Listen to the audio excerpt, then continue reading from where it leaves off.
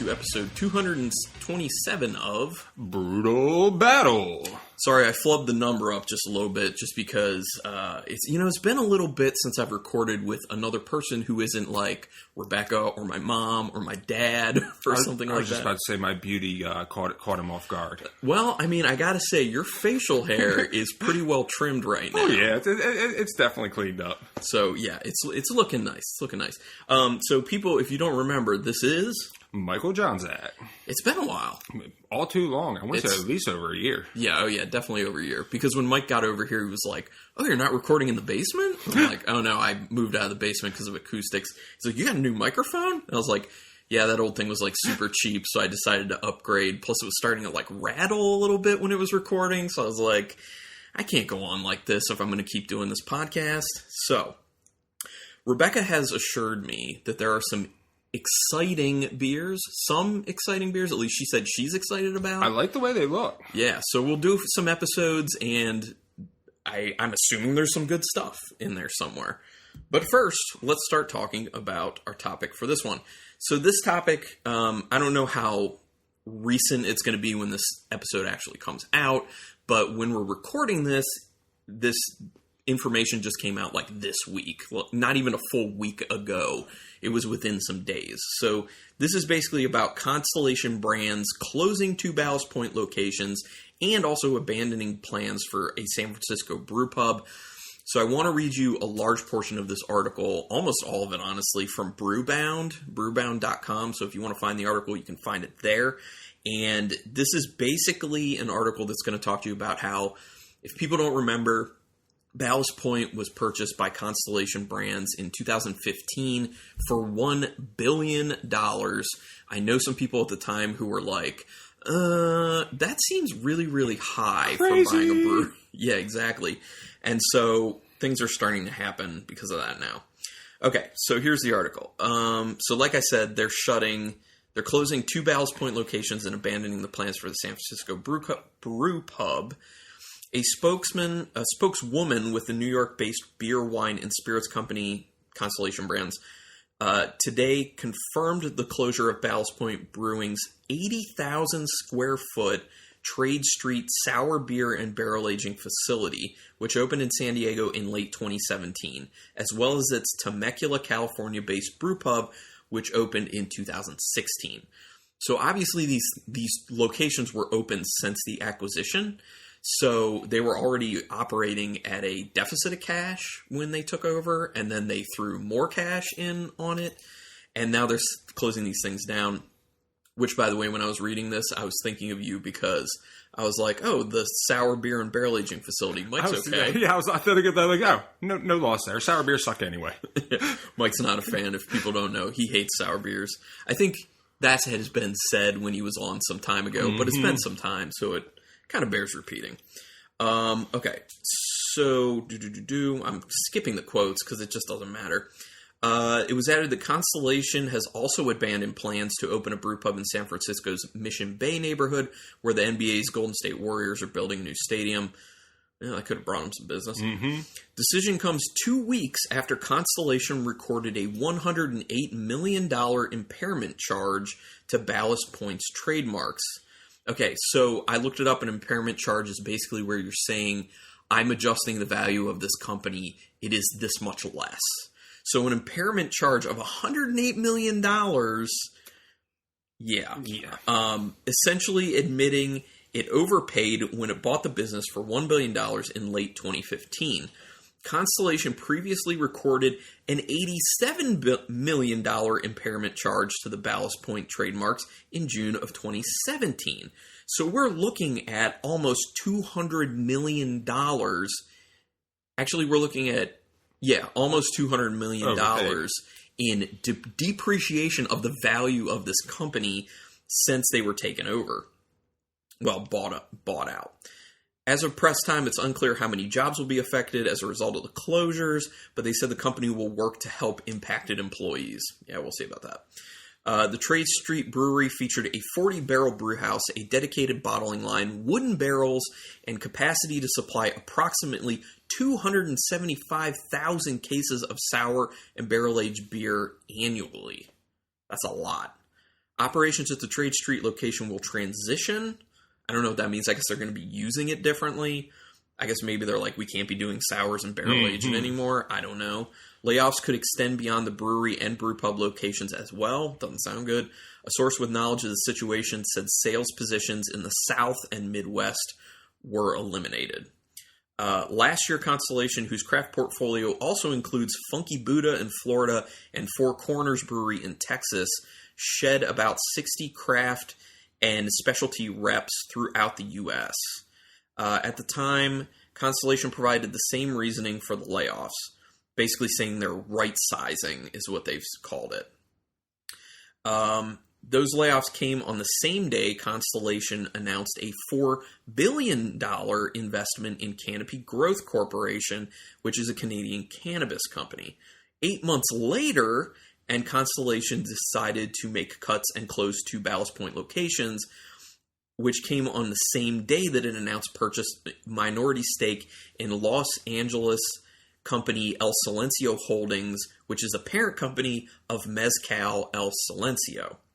After peaking at about 403,000 barrels produced in 2016, the nationally distributed brand has suffered declines. The company made 377,000 barrels of beer in 2017, the last year for which production data is available, basically. So according to market research firm IRI, off-premise volume sales of Ballast Point products declined 3.4% in 2018. Amid the layoffs and closures, Constellation has continued to pursue brew pub expansions across the country and has consolidated its brewing operations to a brewing campus in San Diego's Miramar neighborhood. It also introduced redesigned packages, lowered pricing, and purchased pricey airtime during the 2017 World Series in an effort to stimulate growth. Well, there's a problem. People don't watch baseball that much anymore. It would have been better served going for like the Super Bowl or something like that. While it remains to be seen if the remaining Southern California brew pubs will be successful, the other initiatives have not helped to offset declines. In the years following the Ballast Point acquisition, Constellation doubled the San Diego-based craft brewery's tasting room and brew pub footprint, adding locations in Temecula, Long Beach, California, Daleville, Virginia, and Chicago. It also opened a location inside Disneyland Resort in Anaheim, California. Okay, so that's it. That's the whole thing. I read almost the whole article, and that was because it was a very tight article. There's a lot of good information. So, Mike, your feelings on what's going on here? Mostly, I think it's Constellation trying to diversify their bonds. They want to get into the beer game, and they want to go into a higher-end beer market, because that's where their portfolio is going, is the higher end. And I just think it was one of those things where Ballast Point was sitting there, and, a number was thrown around, and Constellation agreed to it, and they just wanted in on it, and they didn't really plan and jump the gun. They just recently sold off 30 of their cheaper brands to Gallo for $1.7 billion. So they're cleaning stock of their lower tier quality products and focusing on their higher end nichier products. And I think the marijuana business is going to be a big part of their future. $4 billion into the largest producer of marijuana in Canada. They now control 4 of the 7 seats on the board. They have full power. Oh, wow. So you kind of think that maybe they're, 2 things I heard in there that I'm seeking clarity if this is what you think. That A, they didn't do their research when they bought Constellation, really. Well, not when Constellation bought Ballast Point. Oh, yes. Yeah, that's what I meant. Correct. Sorry. I think they did some research, but I think they should have done better. And I thought they're thinking, well, we can take this brand and elevate it to here, when in fact, when you're trying to compete on the national level on the beer market, $15.99 6-packs aren't going to work when you have like Goose Island pumping out $18.99 15-packs. Right. It's when you're going nationwide, you can't go super high-end always. You got to have that core everyday product, and then have the niche one-offs as your high-end margin makers. Well, and you would know this, prior to Constellation buying Ballast Point, were there 6-packs high priced? Like, I remember Sculpin being like crazy, and people were commenting on that. They were higher priced into the market, but I feel like they did kind of jump up a lot. And that also, when Constellation bought into them, they started focusing more on those fruit style IPAs, the grapefruit Sculp and all that.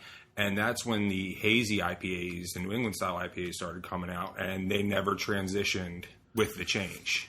Well, it also seemed to me they never transitioned with sour beers either. Correct. Like, yeah. I know you're not a sour beer fan, but you sell plenty of it, I'm sure. You know how popular it has become. And Maryland, it's popular now in Maryland, and Maryland has been a kind of a holdout state for beer trends. We put a Barley Oak Dream on tap at the Growler station. It's gone within hours. Well, that's its own thing, kind of. There aren't that many breweries doing a Dream-style sour. Those are the sours that they're doing. They're kind of like smoothie sours in a sense. Like they have lactose and fruit added to the souring. So really the only people I know, or only breweries who are really doing that and doing it well, are Burley Oak, Dewey Beer Company, and RAR. Those are the only ones doing those. So, yeah, but so you can confirm, like, they were pricier, but then they got more pricey. I believe so. So they're, I don't know, in a sense it seemed like they were kind of pricing themselves out of competition. Well, in a way, yes. In a way, now, I'm seeing cans of beer sell for $5.99, $6.99, and people buying them. So, I think their model was the everyday beer at that price is too high, and that's what they underestimated. You can easily sell beer at that price, and it'd be a good value. But an everyday beer that's on the shelf should not be topping $15.99 on retail. Well, and the thing is, I've heard so many people, like every person I know who knows a good amount about craft beer, when they talk about overpricing with beer, they talk about two things. They talk about one brewery in particular, which is Stillwater Artisanal Ales, because the pricing is insane on those. But then when they want to do a specific beer, they talk about Sculpin. And this is the thing. It's an IPA. Yeah. And people are like... There's nothing special about it. It's not a high-proof barley wine. It's not a barrel-aged stout. It didn't take a year to age or anything. They can make it just as quick as just about any other beer. Well, and the other thing is there are so many good to great IPAs out there that are affordable, certainly more affordable than Sculpin. So people just look at it and they're just like, am I going to buy this good IPA for a lot of money, or am I going to buy this good to great IPA for less money? That's a no-brainer. Especially with all the local breweries popping up that are making great beers. Yes. Why buy a higher-priced beer like that, basic IPA Sculpin, when I can get a Union Duck Pen or something along those lines, an RAR Nanny Coke Nectar? Yeah. No, it's true. Well, I don't know. And the other thing I was, I guess, kind of going back, because I didn't finish it off, was about their sour issue. The whole time, I kind of, I keep my eye on the shelf, kind of, and partially because we do the on the shelf episodes, but you would know better, so correct me if I'm wrong here. I didn't see barely any sours enter our market from Ballast Point. I remember one, and it was their Blackberry Sour Wench, which was just like a blackberry sour beer. They've been coming out with a lot more of the Sour Wench series. They haven't been flooding the markets with it. Like right now, I'm pretty sure on the shelf I have a Sour Me Wench that's aged in High West barrels. So they have been putting out a little bit more variants out there, but there's definitely breweries that are doing a whole lot more, like Dewclaw, for example, that's pumping out all sorts of different gozas and sours. Right. So they're focusing. But to me, it had really seemed like Ballast Point just wasn't there. Like, they weren't there with the trends. They weren't staying on top of it. They were 1, 2, maybe even 3 steps behind a lot of the trends. And they weren't, I don't feel they were fully paying attention to the marketplace, or they didn't believe the trend would take off as well as it did. Right. I'm not quite sure where they slipped the pooch on that one, but... And it makes me wonder, was it a symptom of the company that took them over, where someone else was then making the decisions on what styles they were going to go after, and they just weren't educated and keeping their finger on the pulse of the beer community? Or were there people still there who were with Ballast Point in the beginning, and they just got used to being in the forefront and didn't look to continually innovate or stay with trends? I don't know. Yeah, you could only really speculate on that without having somebody that was in the business, in the deal, sitting next to us. Yeah, exactly. Personally, I think it's probably a little combination of the two, where you have people now in the business that really don't know it, making decisions, and people that are like, you know what, my name's off of it now, and I'm just collecting a paycheck, so I'm just going to go through the motions, collect my check, and have a nice day. Yeah. So one of the other things when you were talking about your feelings on this, your ideas, one of the other things I heard is that it seemed like you were saying that they're kind of trying to shift their money and their focus away from Ballast Point to focus on more diverse things.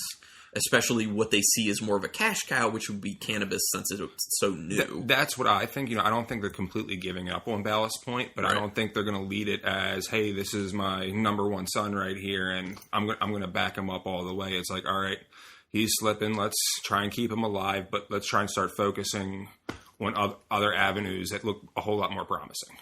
Yeah, and I guess maybe it's a bit of a situation where they're kind of like, when they purchased Ballast Point back in 2015, they were like, this is our like juggernaut brand that we have. Like, this is our shiniest, our most amazing.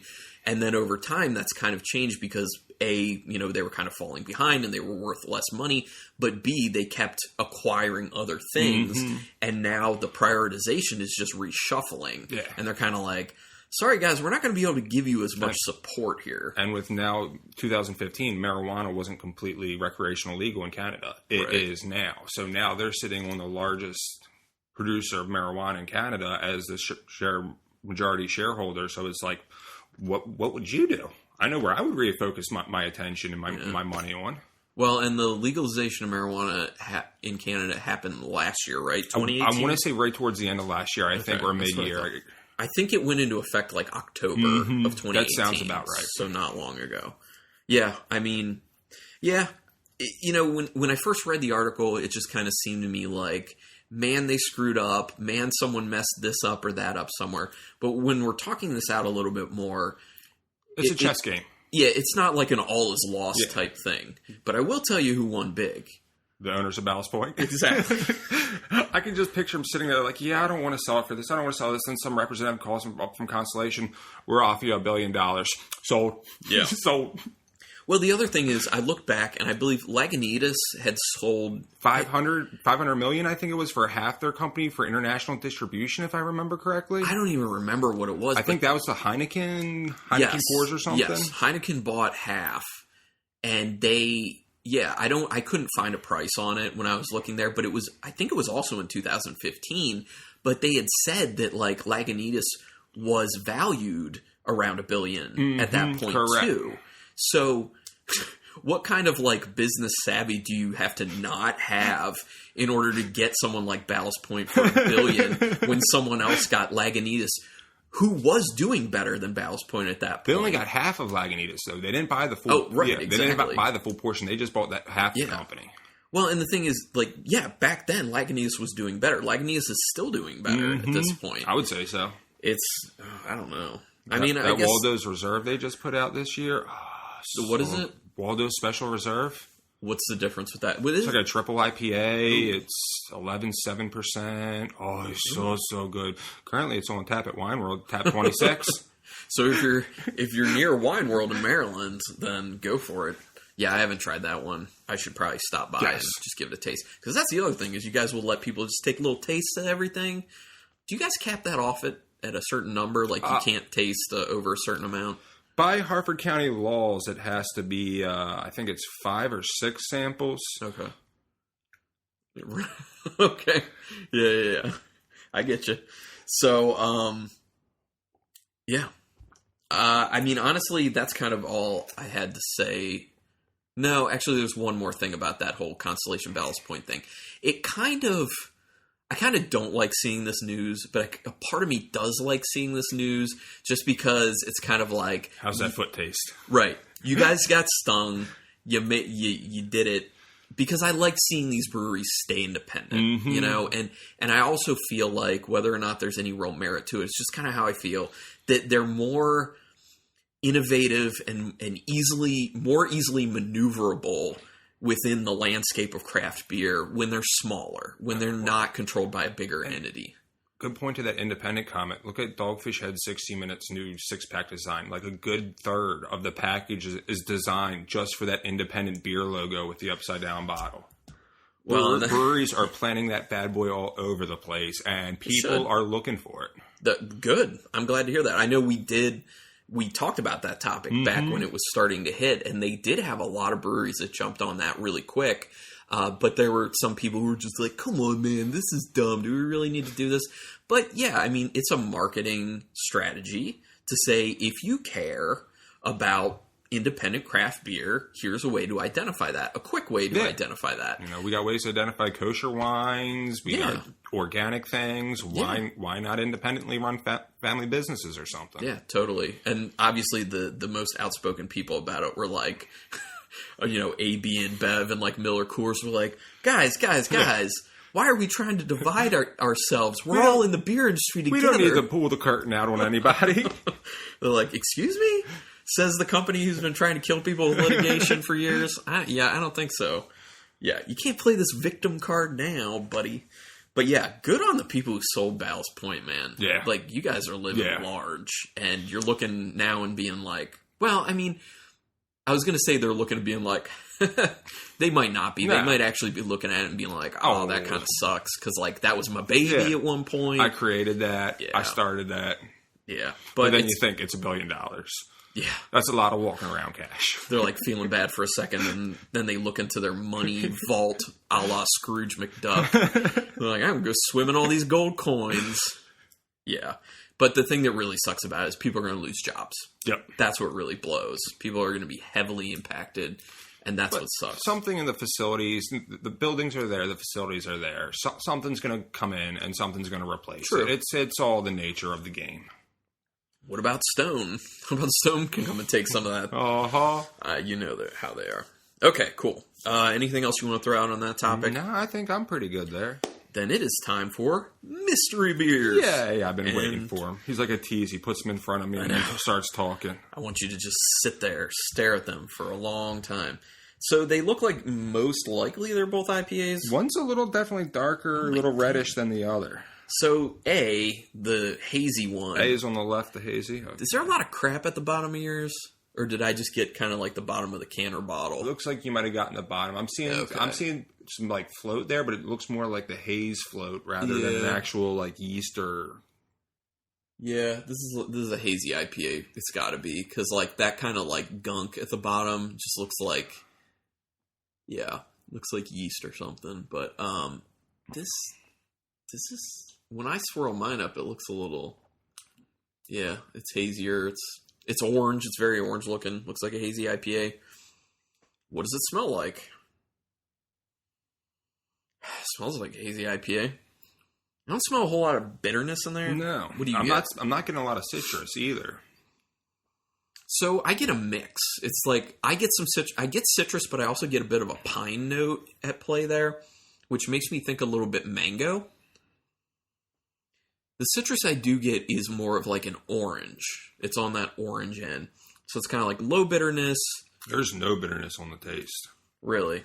It does smell a little sweet, actually. So it's like low bitterness, a little sweet, a little bit of mango, a little bit of pine, a little bit of orange.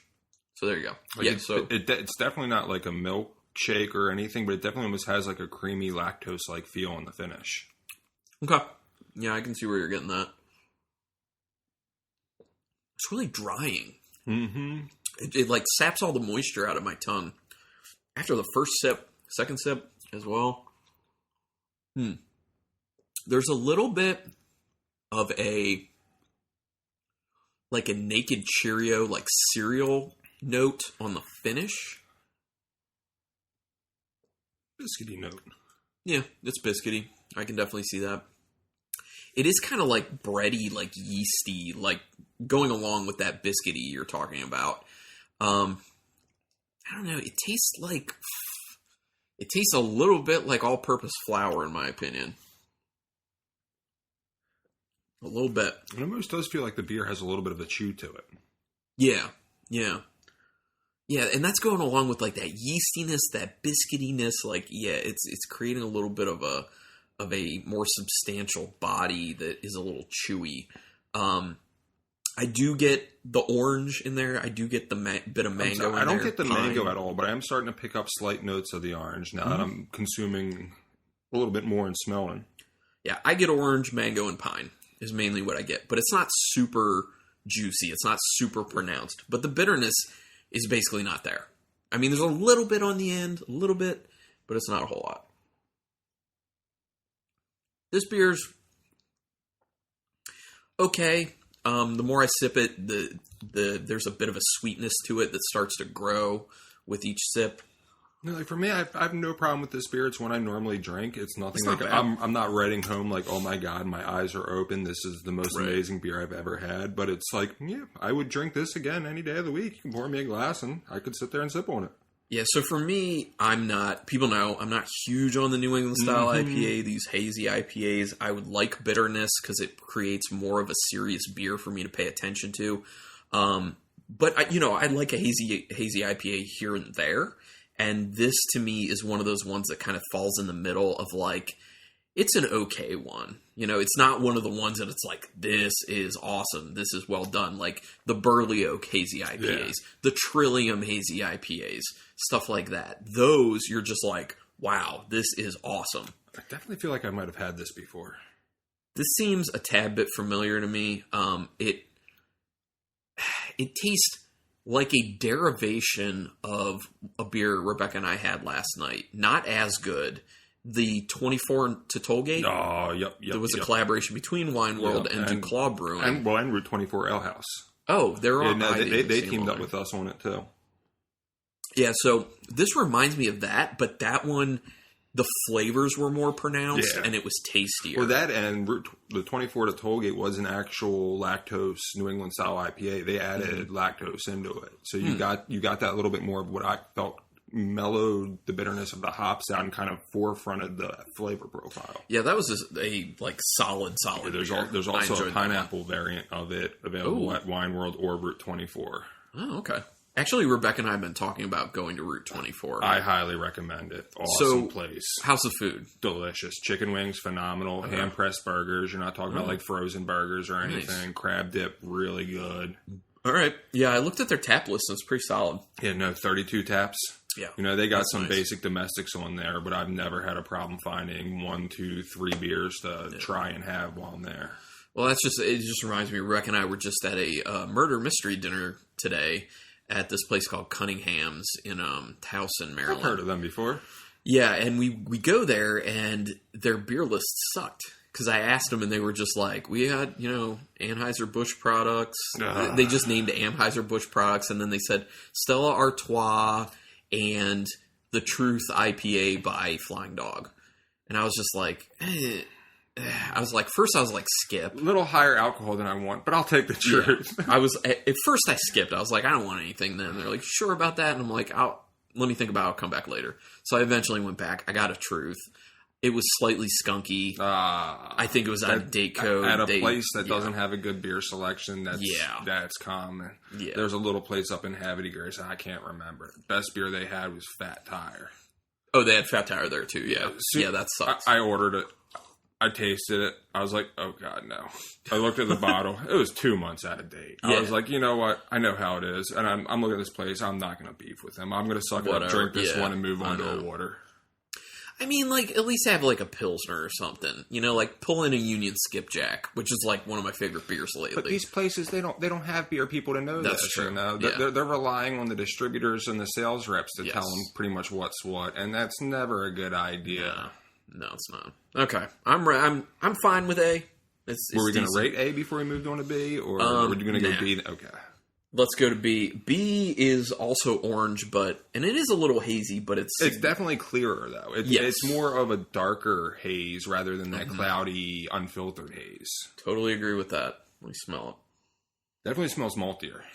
Holy crap! Yeah, it almost has a stout-like aroma. Yeah, it smells. When I chocolatey, cocoa-y. Yeah, I smelled like a little chocolatey. I also smelled some coffee in there as well when I first sniffed it. There's something else in there that's weird to me, but it is very malty. You're right. I'm doing the arm sniff too. Great way to clear your nose. Yeah, reset it. This is confusing. The taste doesn't help that much either. Okay. So what it is smelling a tad bit like to me is a beer we had kind of recently. It was a barrel-aged Imperial Cream Ale, and it kind of has a little bit of like that Imperial Cream Ale smell. From that Kentucky bourbon brewery place? No, that's actually from Carlin Brewing in New Jersey. If it's not that episode will have been out by now. So we did a showcase for that. Go back and find it, people. I'm definitely getting some coffee though. Oh, definitely. I don't know if it's from like the malty roastiness or there's actually I feel like coffee somebody did a coffee blonde not too long ago, and I can't remember who it was. Maybe, but this like the body, like in It's the nose, not a what I blonde. smell, it seems thicker. It seems more serious. Well, and the than color of it too. It's way more of an amber, darker golden color than the blonde could ever be classified as. Yeah, it is like an orange with a tinge of brown. Okay, I want to try this. I'm intrigued. Oh, that's really soft. Yeah, it almost drinks like a porter. It's a little chocolatey. I feel like I do feel like I get a little bit of like a coffee, but it's very, very. Both of those notes are pretty subtle. This beer's kind of confusing. This reminds me kind of the Stone of Master of the Skies, but I know that was a whole lot lighter, so it can't be that one. I don't know. I feel like what we're getting is all driven by the actual malt in it. I don't think there's anything added. I think there might be some coffee added to it. I just feel like it's not at the right level for me for that. It is seeming kind of like cream ale like. See, like I feel like if you were using a malt that was roasted to the point to get those flavors, you would get a darker style beer where the additional of coffee, you could still keep that kind of lighter color. I feel like I'm starting to get an ABV, like a real present ABV on this. Like the perception of a little bit of an alcohol astringency is happening in there. I'm a whiskey drinker, so when it comes to beer, it's kind of hard for me to pick that up sometimes. Yeah, you're just like, this is light. There is that just like faint chocolate and like a little bit of a coffee, but they're not super pronounced, I don't think. I don't know, this is weird. I'm very intrigued to find out what this is. Yeah. I don't know what this is, but I don't know how to feel about it too, because like I like the taste, I like the nose, but looking at it, nothing's really adding up. So it's one of those things. It's where like I don't like you because that's not what I thought was going to happen. I mean, it doesn't make sense, but would you still drink it? Like, is this something you're like, this is good? This would be more of a food beer than a sit there and just watch the game drink beer. But So it's interesting because in comparison, if you go back to A after having B, it boosts the citrus a little bit, makes that beer a little bit more bright. So helps that out. Oh my God, yes. Yeah. Okay, this is going to sound weird, but in beer B, I just went back to it, and there's something that tastes a little dirty. Does that make sense to you? It's kind of weird. It's something that's a little dirty, like... Usually I find that more in the farmhouse, saisons, sour beers. That's when I get that barnyardy, dirty, funky... no, I think what you're referring to is like the funk that you get from like Britannomyces, which I do like, but I'm not getting that You're a freak of nature. That's my thing. I don't know. This is a tough one. Because, like, I kind of like it, but I kind of don't like it. I don't know. Definitely, for my everyday drinker, I'm going A all day long. I like them both, but I like A better for my everyday, my style of beers. But now on that sip I just took, a B, now I feel like I got a little bit more of, like, that coffee. I feel like each sip is a little different. And it's just, it's weird to me. I don't know, it's weird. I can't say I don't like it, though. Okay, I know what I gotta do.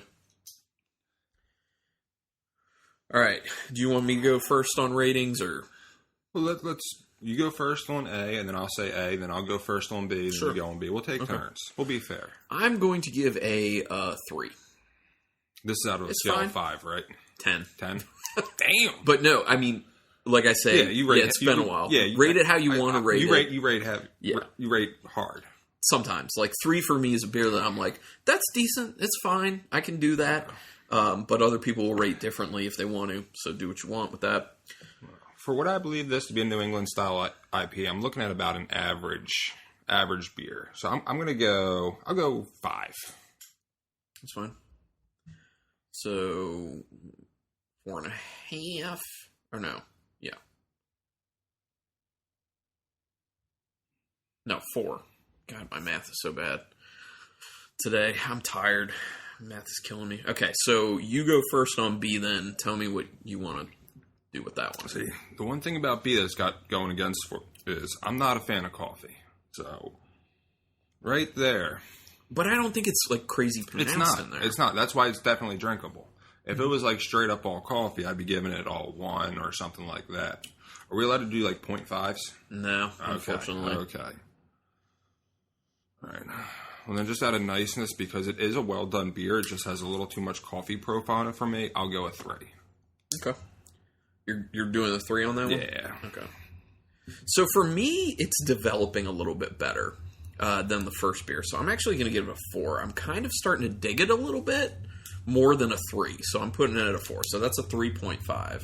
It's a 3. Overall. It's the same thing as the first one. What? The first one you went 3, I went 4. The second one... No, you went 5 on that. Oh, that's right. That's right. You're right. So I'm wrong. So A is the winner by a hair, basically. Both interesting beers, though. I'm not going to not finish these beers. No, I've already finished A myself. And, B is one of those ones I would drink again if you're buying. I probably wouldn't pick it up myself. Yeah. But it's definitely one I would drink. Okay. All right, well, let's go ahead and reveal the loser of the episode, Beer B, which is still fine at a 3.5. The most confusing one, though. Okay, makes sense. So this is by Allagash. This is 10%, by the way. Damn! Does not taste like 10%. Not at all. So it's called Barrel and Bean. Oh, I've seen that one. I've yet to actually try that one. Well, now you have. It's a triple ale aged in bourbon barrels and blended with cold brewed coffee. So I think that's where we were getting what we were thinking was chocolate, but it's more like a caramel. Mm-hmm. I'm a little disappointed to pick up the barrel aging.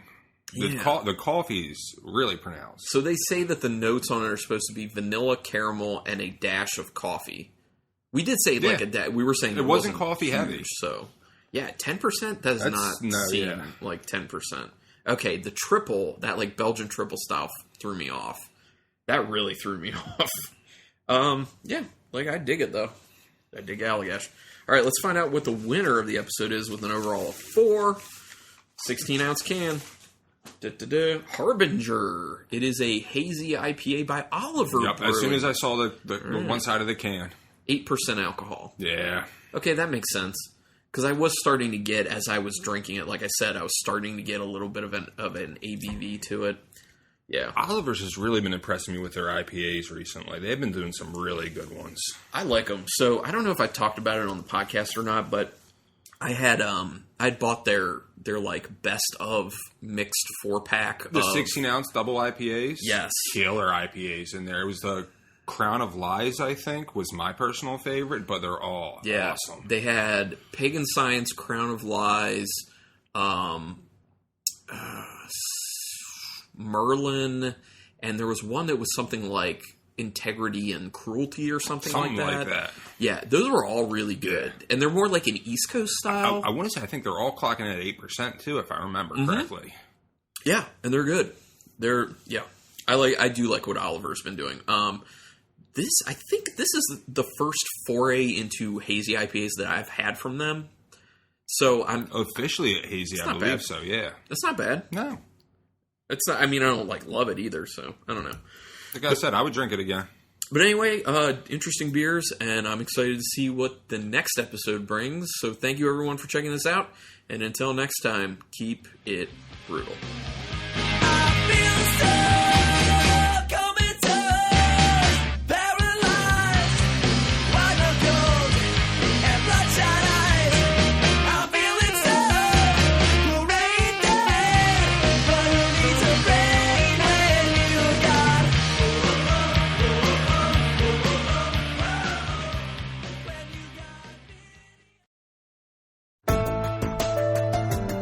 This has been a Nerd Circle podcast production.